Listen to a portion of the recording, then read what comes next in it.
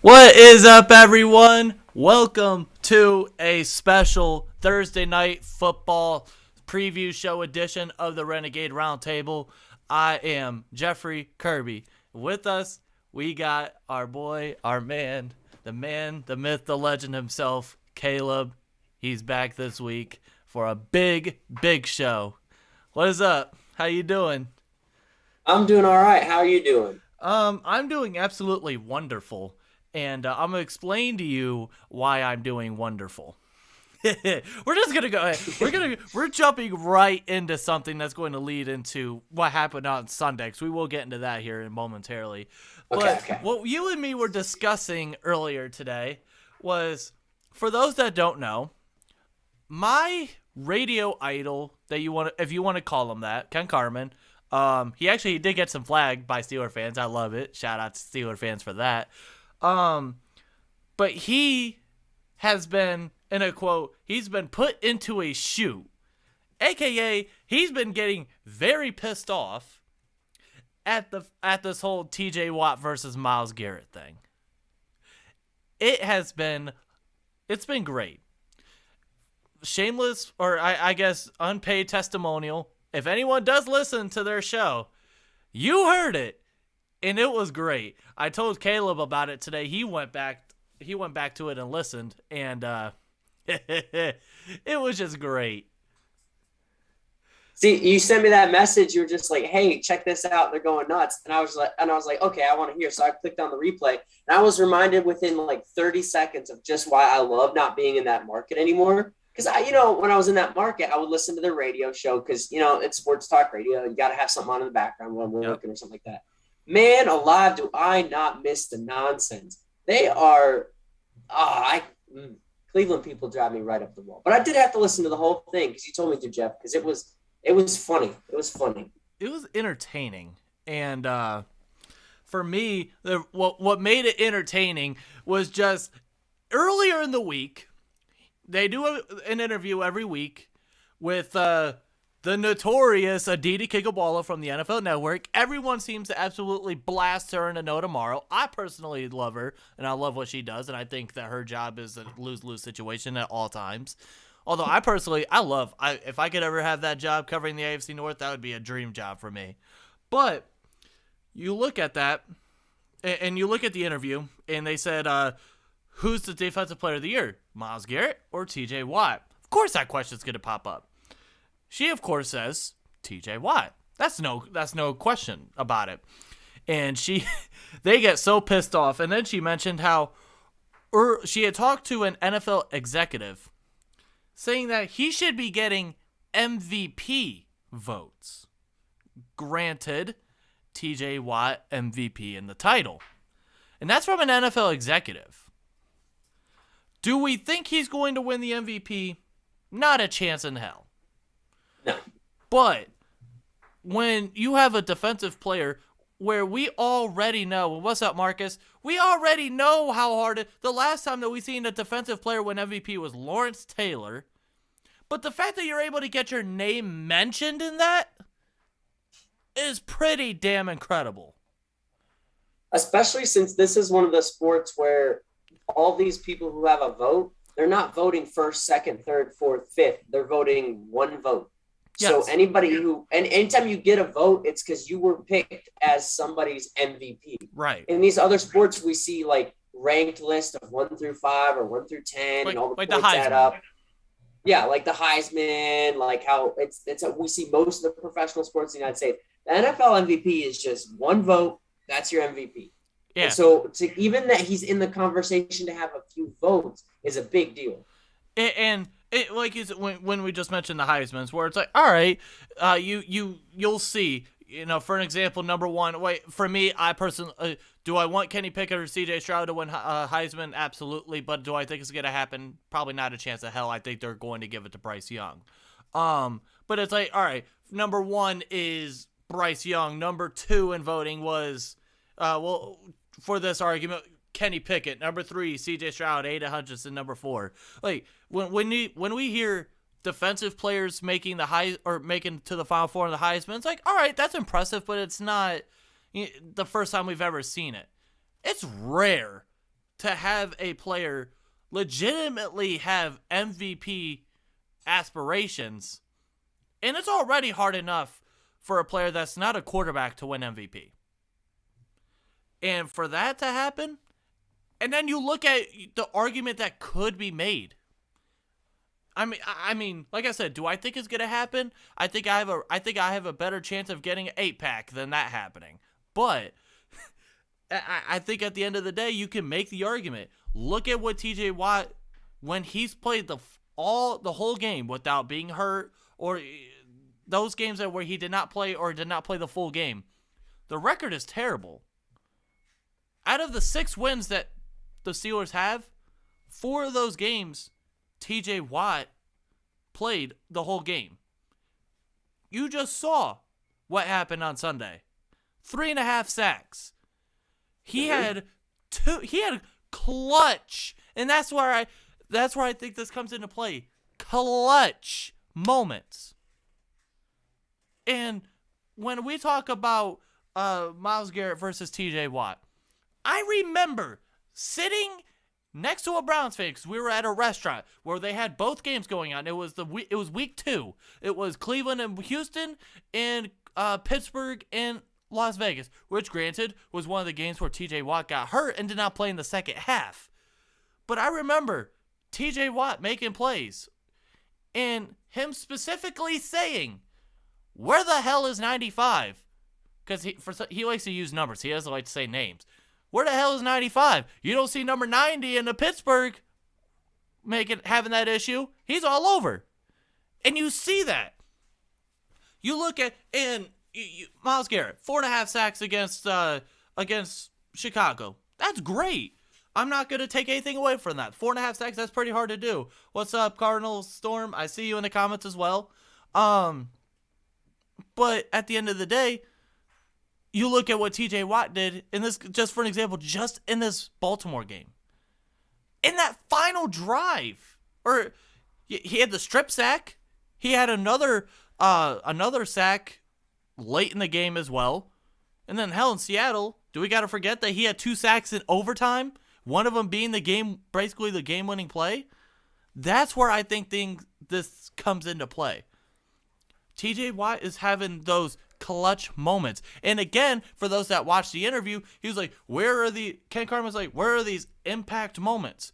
Those are the impact moments. Although TJ Watt did not get the sack on that final play, on the 2-point conversion, he's the one that got right into his face. Now, granted, could that possibly been a missed block? Possibly. Or could that have been a schematic thing? Possibly. But he read the play read the play right. I can't talk today. And he made that play. He made Lamar Jackson have to throw the ball away right then and there. That's what TJ Watt does. And we see when TJ Watt's not on the field, this defense is way, way different. And this is in all sports. We talk about most valuable player. At the end of the day, it's who's the best player that year. Instead of who was the most valuable player. And we've talked about this in the past too. Like especially me, I remember bringing this up, how like our view of the MVP award is different than what it should actually be. And like it should be based on who's the most valuable to a team. We brought this up with like the baseball talks when they announced the interview. Like your team's record in baseball shouldn't affect the MVP award, right? And then the thing the thing that caught me up was earlier today on their show, they were talking about how TJ Watt is playing with Tuitt and Hayward and already like good players on that defense. Here's the thing.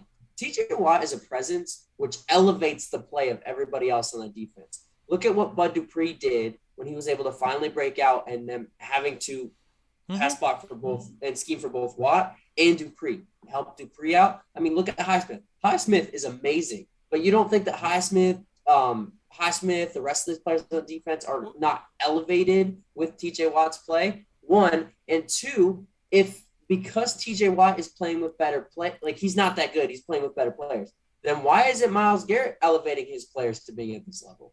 If Myles Garrett's so great, I mean, granted, Myles Garrett's a good player, but if he's so great, then how come your edge rushers in Cleveland can't actually do the things that Watt's doing? If it's based purely on other people elevating. Right. Cardinal, I'm going to get to your comment here in a second. I see you.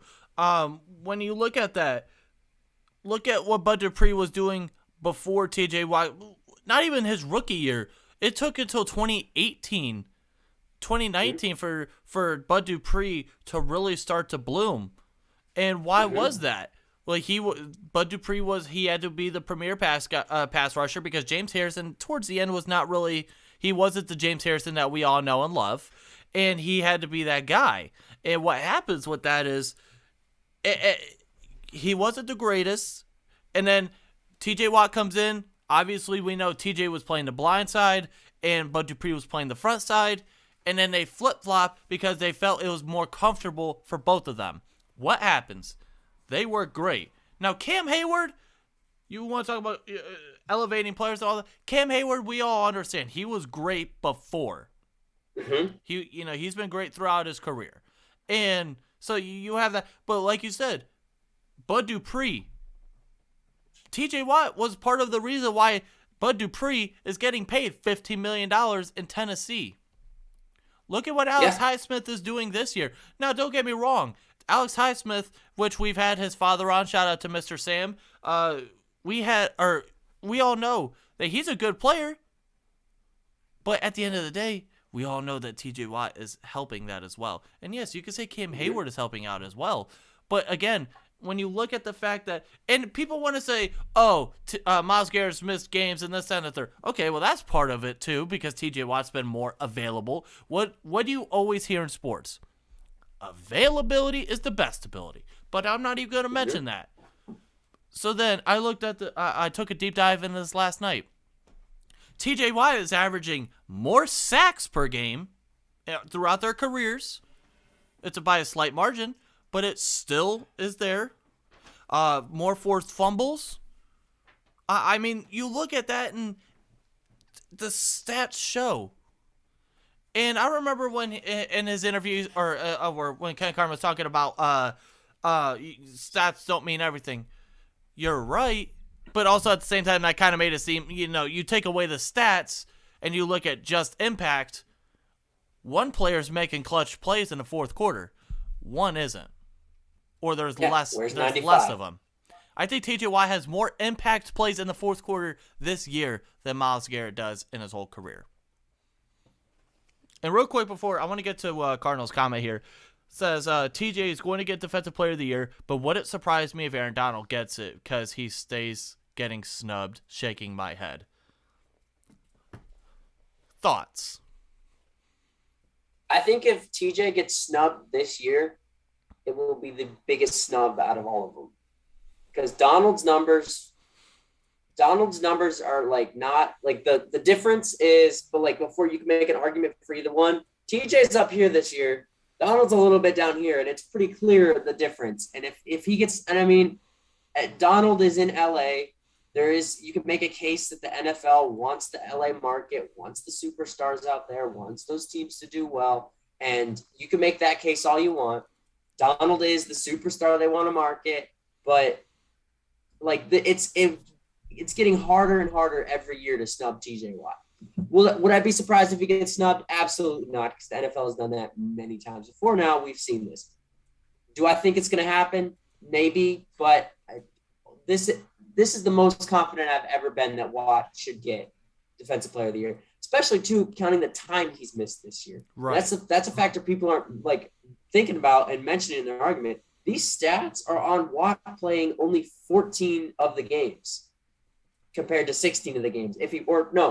15 of the games instead of 17 if he plays it out fully, because he missed those two, right? So at the end of the year, he would have appeared in 15 out of 17 instead of 17 out of 17. So like average those stats out, and Watt's stats get even better. So this year is the year that will be the biggest snub out of all of them, in my opinion.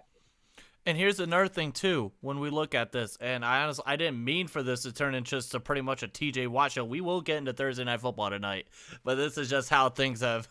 This has pretty much been a story that's gone around all throughout the NFL this week. So I feel like it is, and it's nice that it's a good thing that benefits us here in Pittsburgh.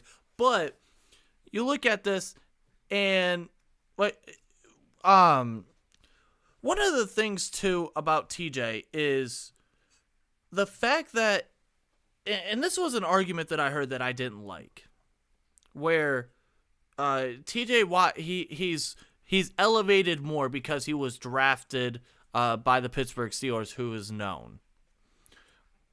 I mean, at the end of the day, Bud Dupree, and they say, oh, you're a Pittsburgh Steeler, so we think you're a lot better, or we think that you're better. And I think we've seen that as well with New England, or, that kind of team that's been good consistently for years and years and years. But and then I'm like, no. TJ Watt, what he's done throughout his career, is tied for second all time since sacks have became a stat, where he has the second most sacks in his first 72 games in NFL history. And that obviously ties with his brother, J.J. Watt, which I want to know what kind of water they're drinking in the Watt household during that time, because holy hell.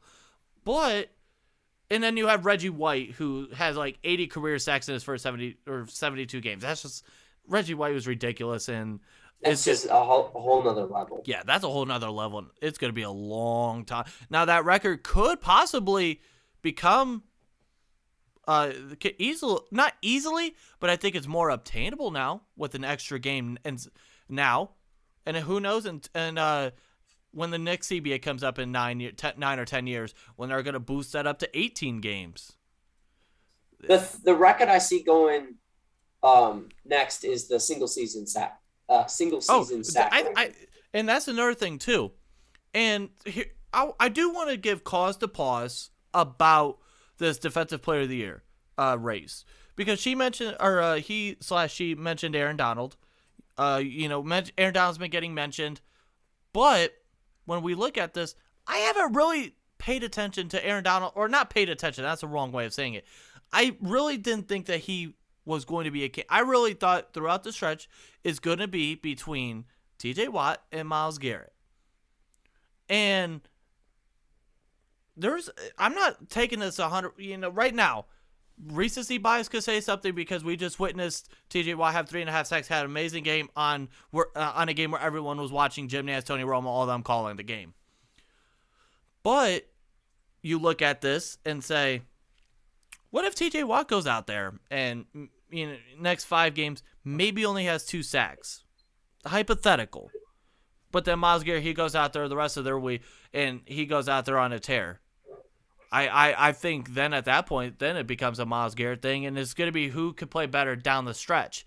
And another thing, too, with this, at the beginning part of the Renegade Roundtable podcast during the summer, we had all been hearing how Pittsburgh's going to be bad. We were going to be 3-14 or 4-13, whatever the hell it is. You're 6-5-1, legitimately fighting for the playoffs, and TJ Watt has a major part of that. I think that I think that is a case that could be made as well to argue for TJ. Not that you really need to make an argument, but if you're going to get into one with a Browns fan or some other jackass that actually thinks that Myles Garrett's going to be better or going to win Defensive Player of the Year or should be, then you have to make one. But for the most part, every live stream that I've seen where they were looking at bets and TJ Watt was not number one or who should be Defensive Player of the Year, you just see spams of TJ. It goes on and on. And another argument, too, real quick, I'm going to say is, hey, Browns fans were talking about how Myles Garrett had COVID last year, this, that, and the third. Yeah, well, now TJ Watt did, too, and we saw what happened. So yeah, he's doing just fine. So that argument now is cut that with a cord. Yeah. I feel like you're while you're thinking about what you're going to say, I was going to say, I can tell you were having a little bit of an issue there. Let's talk about Sunday's game in general, not involving TJ Watt. Let's just talk about the game in general. That game was very boring. Let's be honest. It was boring for about 50-something minutes of it. And then that fourth quarter. I disagree. Well, I completely disagree. It depends on how you look at it. Hear me out. You could go out there, okay, on a primetime or at-night game in Heinz Field and kneel down 3 times in a row and punt. The other team do the same thing for all 60 minutes, and I'd still be entertained. Well, I should have rephrased the way I said it.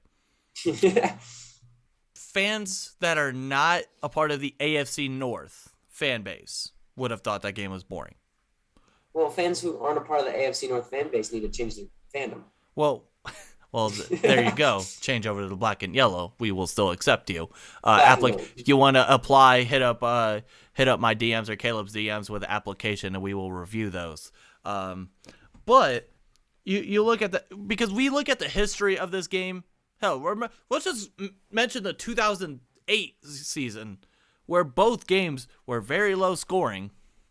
In Monday Night Football in 2008 at home against Pittsburgh, and then the game against in Baltimore that year, the regular season, those games were both very low scoring, and it's going to be a smash mouth football game regardless of the era. Go back to then, go back to now, and so you would always expect where if it's a whatever game, whatever score you want to mention game, it's not going to surprise us, and we expect that.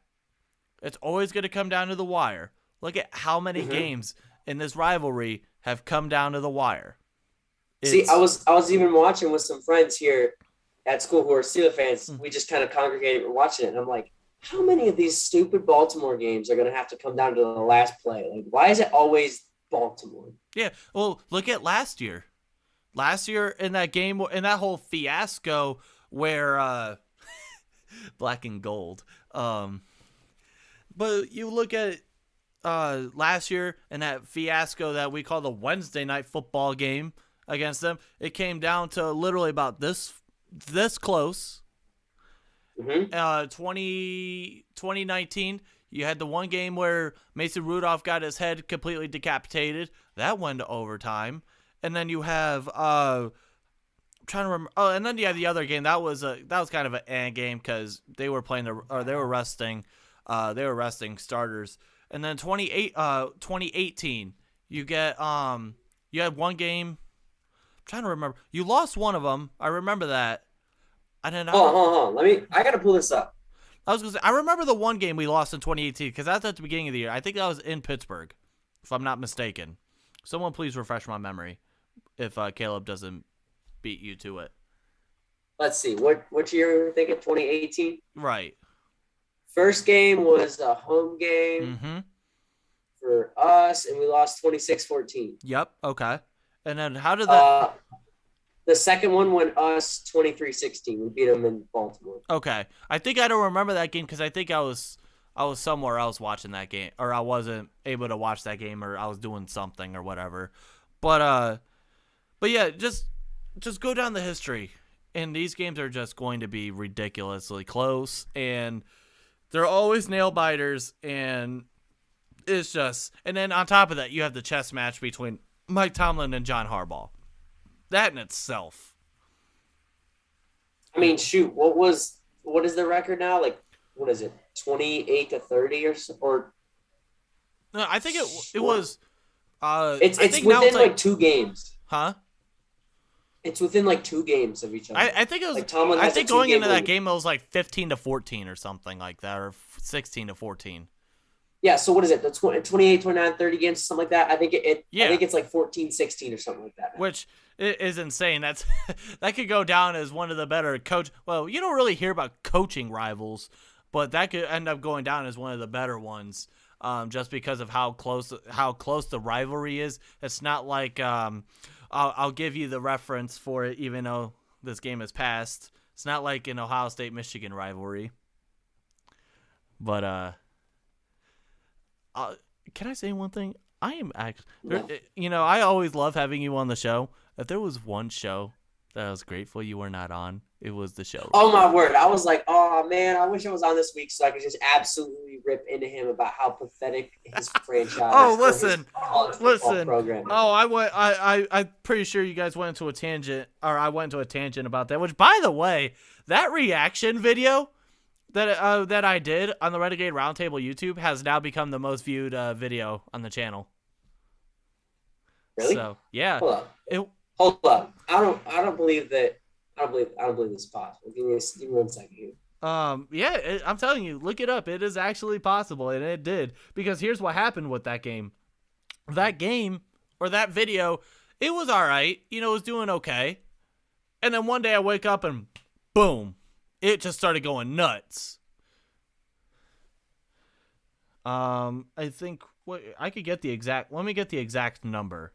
Wow. Hold on, I'm looking. I don't even see the video. Here, let me pull it up. I have the. Oh, you go. Holy cow! It is by a lot. Oh, by the way, we gained a new sub. So whoever subbed, and if you're watching, shout out to that. We're at 161. If there's a chance that we could get to 200 by the end of the year, if we want to be able to do that and bring you guys the amazing content here and continue to bring you content, make sure to go subscribe. Tell your friends to subscribe. Tell your parents to subscribe. Tell your grandparents to subscribe. Tell your neighbors, the person that runs your local laundromat to sub. People that you work with. Tell everyone. Go down your street, knock on every single person's door, and say, "Hey, subscribe to Renegade Roundtable, please and thank you." And that's what you need to do. Just go to every dorm at your college and just say, "Hey, subscribe. Hey, subscribe. Subscribe to Renegade Roundtable." Also follow me on Twitter. I'm trying to get You know what you'll be like doing that? It'll be like an episode of Big Bang Theory whenever Sheldon just knocks on Amy's door. She's like, or he goes, Amy. That's what it'll be like. Subscribe. It'd be funnier if I understood the reference, but I believe you. But yeah, by the way, if you want to dog me, or for anyone that wants to dog me for watching Big Bang Theory, go right on ahead. I don't know why. I find that show hilarious. But that and 2.5 Men. Those are both shows I've gotten into recently. See, I've never gotten into either one of those. I've probably seen like a combined 20 minutes of both of those shows. Any episode of 2.5 Men with Charlie Sheen in it is gold. Like black and gold. I was gonna say gold, like the colors, not yellow. It's gold. But yeah, let's go ahead and let's talk about this Thursday night game before. And if we have time, we'll have to talk about the beautiness that was also the ACC championship game as well. That happened before. Let's talk about this game. that's coming on tonight, because Thursday Night Football, first, we were home last year Thursday Night Football, we didn't end up doing Thursday Night Football last year, didn't we? Because of the whole... Did we have a Thursday night game? I feel like we didn't, because of the whole thing that happened with Baltimore, if I'm not mistaken. Hold on, you talk. I'm gonna figure this out. But yeah, it seems like recently, the history of Thursday Night Football, we've been at home. I know 2019, by the way, I was there. Yeah, I had to witness that whole fiasco with Myles Garrett and Mason Rudolph, but that was away. 2018, we were home. That was that game will always hold into my heart, but also that was the obliteration of Carolina, which was also the I think the beginning of the end of Cam Newton in Carolina. That game was awesome. That game was amazing. 2017, that was against Tennessee. I remember Antonio Brown having an amazing game. The defense came up big. Marcus Mariota, here, I'll do it for you. Good accent. I was holding off. I was like, hey, good accent. He had like 4 interceptions. And, yeah, it was. But, yeah, Thursday Night Football, let's see. We won in 2017 from what I remember. 2017 we won. 2018 we won. 2019 we lost. And then last year, if I'm not mistaken, I don't think we had one. I think we didn't have one, but I'm trying to see if one was supposed to be a Thursday night game. And it got moved. Well, that's what I'm looking now. While you do that, real quick, I'll get into, because I got some keys for this game. It's weird. I'm nervous, but I'm not nervous for this game as well. But I also feel like the moment I'm not nervous, we get absolutely obliterated. And in games that I am completely nervous, things tend to be just a little bit better, at least. But obviously, in terms of the injury report, we do have 4 players that are out. Joe Hayden once again dealing with a foot, sprained foot. Robert Spillane is out with a knee. B.J. Finney, who got hurt, or he's out again with a back, and then Isaiah Buggs is out with an ankle injury. For Minnesota, 2 key players are out for Minnesota. Christian Darrisaw, a rookie offensive tackle for them, he is out, and then Adam Thielen, who is also out with an ankle. So that's a big loss for Minnesota, where you have the star-studded wide receiver core, or the duo of Adam Thielen and Justin Jefferson. So I think you're going to see a whole lot more of Justin Jefferson, who went off last week. He's been going off the last couple of weeks. Oh, he's been going off all year. He's had, I think. Yeah, he's on a tear. Yeah, and which, by the way, I was 2 years in a row, I've been right about wide receivers and who's going to be the best wide receiver in the class. Last year I was right about Justin Jefferson, and this year I've been right about Jamar Chase, although I hate it now, but it is what it is. Dalvin Cook, he's coming back, or he is going to be playing this week. He was dealing with a shoulder injury. He did not practice on Monday, and he's been limited on Tuesday and Wednesday, but all signs are pointing that he is going to play this week, which is going to be something to watch out for. And even if he has a struggle game, Alexander Mattison, their backup running back, he's been pretty good for them as well. He's had some key games, some clutch moments for them as well. Pat Pete as well, he has been activated from the COVID list. He did miss last week's game, but he is back. Although he's not the Pat Pete that we all know from Arizona, he's still a quality corner that you do need to watch out for as well. And 2 key players for them that is going to be playing that there were questions on this week are 2 linebackers on their defense, Anthony Barr, who's been dealing with a knee and hamstring, and Eric Kendricks, he was dealing with a bicep. They were both limited all week, and they were limited on Monday, and then Tuesday and Wednesday they were full goes. But they were expected to play. So those are crucial players that are going to be playing for Minnesota. And I think looking into this game, I think the biggest key is going to be the play action. Minnesota's been known for play action for a little bit now, especially beforehand with Kevin Stefanski, who's now in Cleveland. That was supposed to be his main part, is the play action. And we all know that they have a quality run game, and Pittsburgh is giving up, or they're 27th in rushing yards per game at 130.9. So they're definitely going to want to get the run game going if you're Minnesota, and then try to hit them with the play action. Use the aggressiveness of our edge rushers to their advantage, and it's going to be huge for not only T.J. Watt and Alex Highsmith, but for the middle linebackers as well, Schobert and Devin Bush, to stay disciplined, not bite.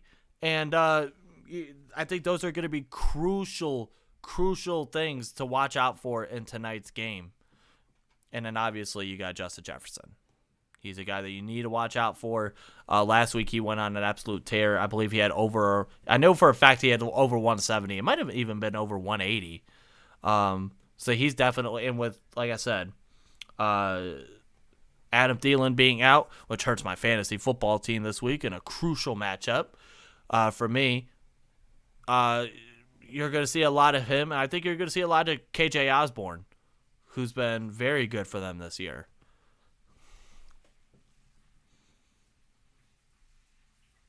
I don't know. Minnesota's offense always intrigues me. They fly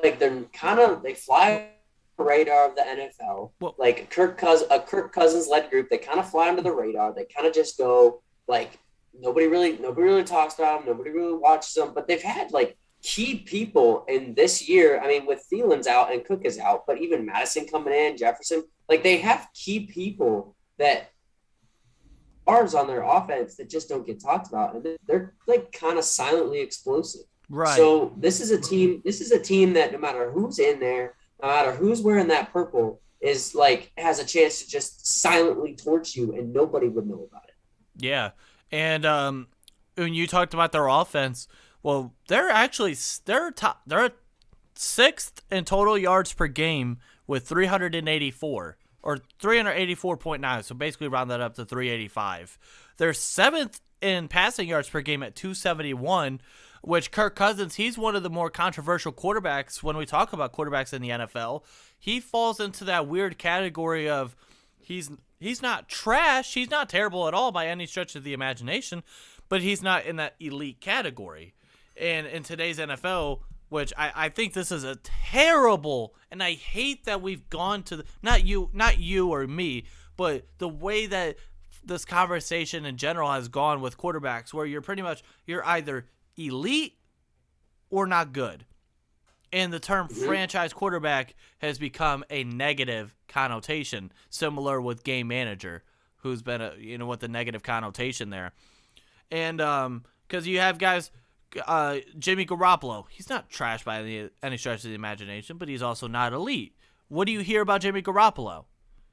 You hear some negative things about him. And granted, also a reason why they drafted Trey Lance number 3 overall. And then you get guys like, here's a controversial one, and I'm only bringing this up because he gets mentioned a lot. We're trying to figure, well, not we, but trying to figure out what the hell's going on with him, is Baker Mayfield. He's a guy that, do I think he's trash? No. Is he elite? Absolutely not. Now, but he's in that middle of the road. He gets labeled as a game manager, and what is that? That's a negative connotation. People are saying, oh, you can't be a game manager nowadays. The poster child, though, for this topic is Joe Flacco.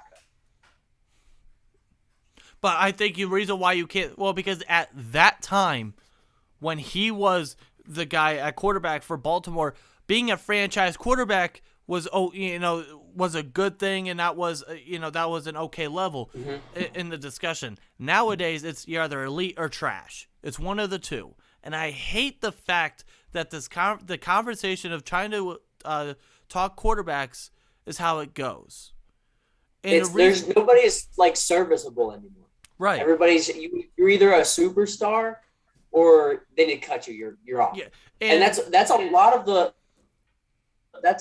look on Ben these last couple of years too, because he hasn't been superstar level, but Ben has been a serviceable quarterback that like find a better replacement that can come in and replace Ben. Right. Like just because he's not the Patrick Mahomes, the Tom Brady's of the world doesn't make these quarterbacks not like doesn't make them not like deserving of their spot. Like we look at Cousins, we look at Derek Carr. You can throw into that picture. Derek Carr. Too. I want to stop you right there because I've been on this thing, and Hunter, who's my good friend of mine, I mention him all the time here on the show. I told him earlier in the week, I said, I got a very, very, very weird feeling that Las Vegas may want to move on from Derek Carr. Do I think it's the smartest thing? Probably not, because we know how hard it is to find a quarterback, and you ask yourself who could actually be a better quarterback than Derek Carr that legitimately could come in. That question is to be determined. But he's another one of those guys, like you said, a poster child of that, not mediocrity. Well, I guess mediocrity in terms of the debate of elite or trash. But I'll let you continue. I apologize for interrupting. No, it's like these quarterbacks that they're not superstars, but it takes a lot to be a starter in the NFL, especially one that's consistent. And what is there to know? Like, people just want to move on from these teams. Oh, we need to upgrade a quarterback. Yeah, but hold on. A new quarterback brings in a new offensive system. Doesn't bring somebody who has like familiarity with your team, with your coaches, with your system. Like a lot of these people talk moving on, but like we need to take a step back and like I would be perfectly fine, honestly. Like I saw ESPN articles today saying that how Cousins needed to like these last games are proven if he needs to get cut or not. Shoot, I'd be perfectly fine with Mariota, Cousins, Carr. I'd be perfectly fine with any of those quarterbacks being on my team as a bridge quarterback for a year to bring up another rookie or even longer. They're not super flashy, but here's another thing people aren't talking about. Those super flashy quarterbacks, you have to pay like they're super flashy quarterbacks. Josh Allen, Patrick Mahomes. Mahomes, look at the Chiefs. Look what happens when you invest all your money in 4 key players and the rest of it just kind of isn't there.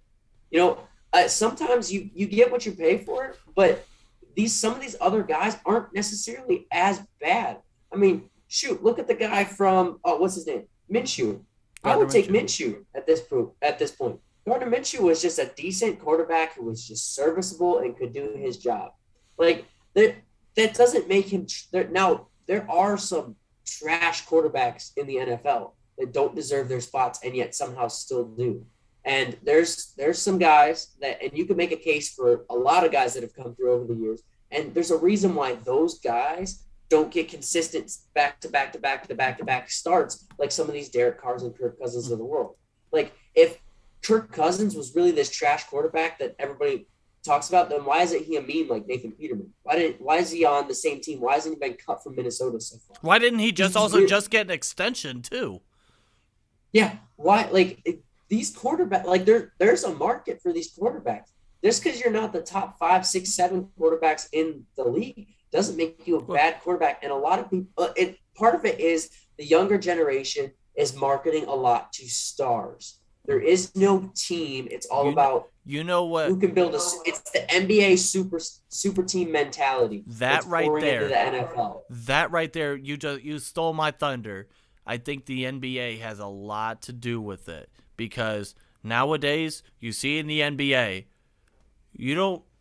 I think it's not rare, but I think it's not as common to see someone who is a fan of the Cleveland Cavaliers, the Philadelphia 76ers, the Utah Jazz, the Denver Nuggets. You're a LeBron fan, you're a Giannis, KD, Harden, Luka, Dame, name whoever the hell you want to fit in that conversation. They're fans of those guys. And I think part of it with what you just said and is with the fandom is, yeah, that's how they're being grown up, and I think the NBA has a lot to do with it. Now, I do think baseball, you and me could get into we could do a whole show just on baseball, but baseball that's an off-season thing. Oh, that'll be a whole. And we're probably gonna have some extended off-season between football and baseball this year, but that's for another show. Yeah, that'll be a little bit down the line. That'll be in 2022. But Buccos, though. Yeah. Speaking of which, look what else I have right here. Yeah, go Buccos. So, but yeah, looking at and I think another thing too that you have to take into consideration when we're labeling quarterbacks is we talk about the flashy guys, or the guys that are talked about the most. Mahomes, Josh Allen. I'm gonna put, for this case, I'm gonna put Justin Herbert in there. Go ahead and do it. You have guys like I think before that whole thing happened with Deshaun Watson, he was one of those guys. Lamar, I'll put him in that flashy category, but he's flashy in a different way because of his running attack. But I think the issue is now, if you're not a guy that can just sling the rock and you have these insane stats, then you're not really you're not talked about. Now, Lamar, and the reason why I stayed away from that was because he's flashy. Don't get me wrong. He's one of the more, he's very good. But he's flashy because of his running ability. He's probably, for those that never got to witness Michael Vick before the whole dog stuff that happened, he's this generation's Lamar. People get to finally experience that in real life. Now, I think Lamar's a better passer than Michael Vick. But and I think as a runner as well, you see what Lamar is doing, and I absolutely hate it. Even against us, he had over 100 yards rushing against us. But yeah. Well, part of that too is the extra yards Lamar gets by going out of bounds, and then when you can't hit him anymore. Well, yeah, but I'm just saying in general. Hear me out. I think Lamar would be a lot better if he just ran straight up the gut and just hit him with a little fake slide like Kenny Pickett. Boom. Lamar would be Lamar would be the greatest quarterback in the world. By the way, when we talk about that fake slide. That fake slide, real quick on the fact that people are saying that rule needs to be changed and all that, well, there's gonna be a big loophole on that, and if they were to make a rule about him, not the whole fake slide thing, that I think would just be terrible. Okay. Hear me out. Uh-oh. What's your view on that, though? Why do you need that loophole? Because I feel like we have two distinctly different views. So I think the issue that you're going to have with that fake rule is, or not the fake rule, but I think the issue you'll have with that rule is, if you're going to now, yes, you could tell he's doing this for a second and then going. But there could be times where a guy's going to make a move, and you can possibly say he might be looking like he's gonna give himself up or he's gonna slide, but then instead he's going to move. Lamar, I know this is the NFL, but he would be a great example of that as well. You have, and it could just be a thing where he's just going to make a move, he's going to make a juke move or something, and then they call him down. I think that, and that would just be disastrous. Now, see, I understand that and why we can't get rid of that rule. So then my opinion is, we can't create that rule. So if we're not going to create that rule and that becomes a thing, and like we see more quarterbacks do it, or more quarterbacks doing this, I think you should be able to just full out hit the guy in his slide. That's the stance. So the targeting. There's a difference between targeting and still hitting a guy. Oh no, in that case, we all know how the targeting rule is in college football. That just boom. We all know, and we all know that the targeting rule in itself needs fixed. And you hear it every week. If there's a targeting call, you hear about how it's, I guess, inconsistent or not enough clarity, or you always hear that every time. See, my view, if the guy is defenseless and you hit him in the head, that's one thing. But if you're a ball carrier, I think if you're a ball carrier and you're running the ball, if you're gonna, like, especially if there's fake slides and stuff like this, you should be allowed to get hit like you were standing up, like without restraint hit. And like a defenseless person, like Antonio Brown's sake, when he was just running a route and gets clotheslined by Vontaze Burfict, that's a different story. If you're defenseless, if you're not looking at him, then we should be able to apply these rules. But if you're a ball carrier advancing the ball, you should be able to get hit you should be able to get hit however hard the defender wants to hit you. Football is going too soft, and part of that is the superstar mentality of keep everybody's stars safe, keep the superstars safe. It's the same reason why we see like Brady getting different calls than say, like, shoot, I'll even throw this so I'm not being biased. Brady gets different calls than Baker Mayfield and Ben Roethlisberger do. Here, real quick. You know what I will say about that? And the reason why I remember this is because I get reminded of this all the time. And in fact, I was just reminded of this again earlier this week. Is in Baker's rookie year, it was either against the Raiders or against Tampa Bay, one of the two. I remember the referee literally saying he was a ball carrier, therefore he could be hit. He is allowed to be hit in the head. I remember that call. Well, I don't think I remember watching that game, but I remember watching it or seeing that. I'm like, see, I absolutely hate the roughing the passer calls and the inconsistencies. don't get me wrong. I think, especially because what helped change it all was in 2017 by Aaron Rodgers. Aaron Rodgers got hurt, tore his collarbone or something, or not tore his, he broke his collarbone. And then they changed the rule of, with force going down to the ground, and then it's a whole mess. Like, don't get me wrong. I want to watch more James Harrison football and not the football where you can't even run into the guy or you get a flag.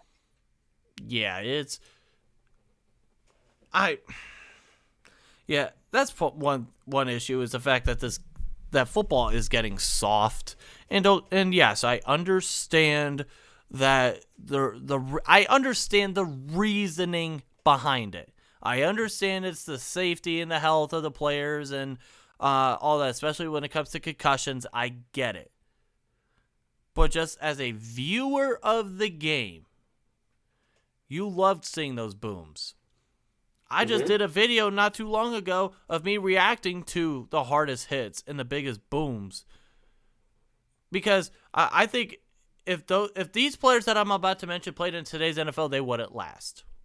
Guys like Ray Lewis, Patrick Willis, Ronnie Lott, guys like them would not last. Steve Atwater would not last. They wouldn't be able to play in today's NFL because they were boomers. They were thumpers. And I'm not talking boomers about age. I'm talking they laid the boom. Jack Lambert, Joe Green. There you go. And hell, even James Harrison, we mentioned him. You want to talk about? Yeah, hell, we can even mention guys like Joey Porter. I mean, God, we could go on and on and on for hours and on end about that. Well, here's another flip side of the ball. Hines Ward. Yeah, Hines Ward. Hell, he had a rule change because of a hit he had on Cincinnati in 2008. He ended up, I think, breaking a guy's jaw, which, holy hell. That's a hard hit. You know what sport isn't going soft, though? Hockey. The reason I bring this up is because the other night we saw – so Jake Gensel, right? He's been – I don't know if folks in Pittsburgh have been aware, but he was on a 13-game point streak. And, kind of one of the bright spots in our offense, right? Takes a shot to the wrist, continues to play the game, scores 2 more goals after having taken a shot right to the wrist and blocking a shot, scores 2 more goals in that game, come later to find out that he is now out week to week with a upper body injury, which upper body injury, it has to do with that wrist. We don't really know what the injury is because hockey's weird and it's just upper body, lower body. But he's out week to week with this injury. He continued to play that game. He finished that game and even scored 2 more goals to get to 4 goals that game. Nowadays. Versus we see NFL players who, take one little hit and then they're just kind of just out for week to week. I was thinking NBA. Nowadays, they get a hangnail and they're out for a couple games. Don't even get me started. The NBA. No, don't get me wrong. As a guy that grew up loving the Cavs, and I still love the Cavs. I loved them obviously when LeBron was here. I loved him when he's not been here now. Had to suffer through those 4 years in 2011 when they were absolutely terrible. Had the worst losing streak in NBA history and all that. And especially now, even though they're fun to watch now, but that's a different story for a different day. But it's just nowadays basketball. I don't know what it is. It's just not as fun to me, and it has nothing to do with LeBron because I think I don't know if it's because the superstar calls or I don't know what it is, or it might be because the way the game is played. Because I love back then where it was get in the post, body you up. In the mid range nowadays, it's just a bunch of guys jacking up threes. It could be for some, it could be more entertaining, but for me, I prefer it's weird to say I prefer the games. Remember when if you scored over 100 points, you're like, damn, they had a great offensive night. Nowadays, if you don't score 100 points, you're like, what the hell happened here? Nowadays, we've seen teams winning by 75 points. Good Lord. I don't know. I am thankful that we have an NHL franchise instead of an NBA franchise in our city. Yeah, I think you and me have discussed this before. I ask myself sometimes, what would an NBA team be like in Pittsburgh? And I don't know. I feel like it would. I just feel like if you had all four, baseball, football, basketball, hockey, I feel like basketball would be the last. Oh, basketball might even, if they're not successful, might fall lower than the Riverhounds. Or not even MLS, USL soccer team that has success. Because here's the thing, if you're going to be in Pittsburgh, you have to win. So if we had an NBA team and they came out from the gate and they were competitive and they won a couple games, made a couple playoff runs, and I could see it starting out and being fine. But if we said we had a couple years like what the Cavs did here, or like what the Knicks have done, or like what Philadelphia did with the tank, or Philadelphia tank, if we didn't start out like from the get-go good, there would not be the fan support. Now they would have the arena to stay, and so they would probably have a longer term lease, so they wouldn't leave. But there would not be the fan support in this town unless they started out good. Right. So we got a question from TJ Black Gaming. They asked, what's the most rigged sport? He says he thinks it's basketball. It was highly rigged when the Lakers won their last title. See, I don't know. It's very hard to say. I do agree. I think it's basketball, but I disagree with that last part. I agree with that last part. The Lakers. I don't know. It's hard to say what is the most rigged, as in like the NBA is this rigged sport and all the other ones are fine. Because while I do agree that the NBA is the easiest to rig, and there's the potential. I mean, no, the NBA is up there. They rig it for their stars. I mean, how they got Tim Conahue? Is that his name? The referee? Yeah. Donaghy, right? I think it was. Yeah, I think so. Yeah, well, I know what you're talking about. The guy who went through and literally rigged games to bet on it. But we see this in other sports too. We see this with the shift to the NFL. Like, you can't say and watch some of these games that the calls that have happened that the NFL doesn't try to market certain superstars or certain towns. Like, say, LA. No, I'm going to keep going. LA is the town that the Super Bowl is in this year, right? And if you watch the calls that are going this year, it's everything that's benefit of the doubt is falling in the Rams and Chargers' favor, like the NFL is trying to boost that market there. We also saw this with the Giants when they had their runs, or with like these bigger markets, but we see it in the NHL too. We've had mic'd up where we could catch the refs saying like we have to give makeup calls. We're calling this. We're letting this slide. The NHL fans believe that their sport is the easiest to rig. Shoot, we see baseball where it's just terrible balls and strike calls. I think baseball would be the hardest to rig, but it's also like because you can't rig hitting the ball into play. But it's pretty hard to get the balls and strikes calls right, apparently, because they can't seem to do that. So I feel like, and shoot, we even talk about MLS. MLS is gaining proper popularity in this country. And what do they call? What do they not call? What gets a card? What doesn't? What calls a penalty? What not? Like, all of these leagues are rigged in some way because it's a business, and they don't want to shoot themselves in the foot, and they are not pure at heart like what they should be. All of these leagues are in it to make a profit and survive and like bring attention to your superstars. Like, if you could rig it for a certain market to do better or to shift the popular, like these leagues aren't like against this rigged necessarily. So while I think it is the NBA is the most, I think that it's very easy, and there's a certain element to that of every major sport league we see in the United States. What I was going to say is you talk about like with the NFL, do I think it was rigged? No, but you could definitely tell. And we were a big benefit of this. I'll at least admit it for 100%. You look at that game against Chicago. Might have been a couple calls where, you know, that could have been questionable that went our way.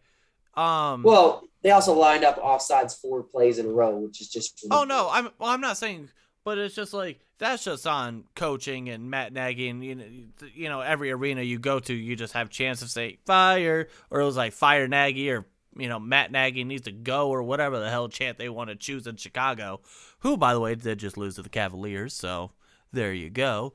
But yeah, I mean, we were a benefit of that, and obviously we're always going to say that our call, the referees are against Pittsburgh, and then you'll hear it in Minnesota, and you'll hear it again in, I was going to say Houston, but that might be a terrible, you hear Arizona, name a team, they think that they're getting screwed. Hell, even New England fans, they feel like they're getting screwed. Whenever I hear a New England fan complain about the refs, it's just like, shut up. Just shut up. Here's one thing, though. There's a difference between, and I even just used that rigged wrong. There's a difference between rigged and them calling in favor of one team or another team. Because rigged has a predetermined outcome, and called in favor, we see that in favoritism, we see that all throughout sports. What is a holding call? What's not? What are you going to call a foul on and on the shooter? What's not? What's going to be a card? What's not? What's going to be a interference penalty? What's not? It's subjective. Mm-hmm. It's different based on each team. We see that in every sport. So I don't necessarily think any sport is rigged outside of like the WWE, but that's another story. Well, that's not rigged. That's just scripted. That's rigged. It's rigged. They're rigged in favor of. Well, hopefully what's not rigged is tonight's game real quick. Real quick before we go, because it's 7 o'clock, but we'll go a minute or two over. Talk about, I got 4 keys to this game real quick I want to mention before we get on out of here. We talked about 2 of them already. Staying disciplined in the play action. We know they love to do that. Justin Jefferson, especially with Joe Hayden being out again, your number 1 corner. So you have young corners again. I think Minka's going to have a big game helping out over top with him. I think you need to get pressure on Kirk Cousins. They are they've given up the third least amount of sacks. Minnesota has 18, and I think you need to establish the run where Minnesota's rush defense is 29th in football. But I think that's all. We have a big, great show.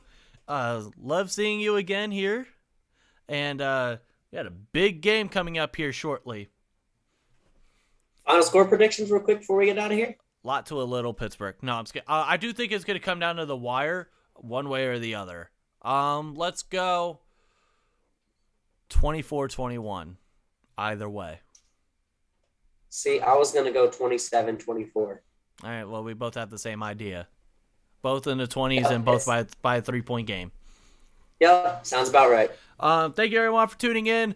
Quick plug too as well. Tonight at 8 o'clock, 8:10ish somewhere, I'm going to be doing a live. I wish Caleb was a part of this too, but he has to go and do work stuff, and but yeah, I'm going to be doing a live reaction stream of the Steelers game. We're going to be chit and chat. We're going to talk football, watch the game together. It's going to be a blast, so make sure to tune in for that. But till then, hope you guys have a wonderful weekend. Let's go Steelers. And again, for those that are a part of finals, for all of those college students, good luck in finals week, because I know this is hell week. Yeah. But have a great weekend. Stay safe, everyone. I'm Jeff. He's Caleb. Peace out. See y'all.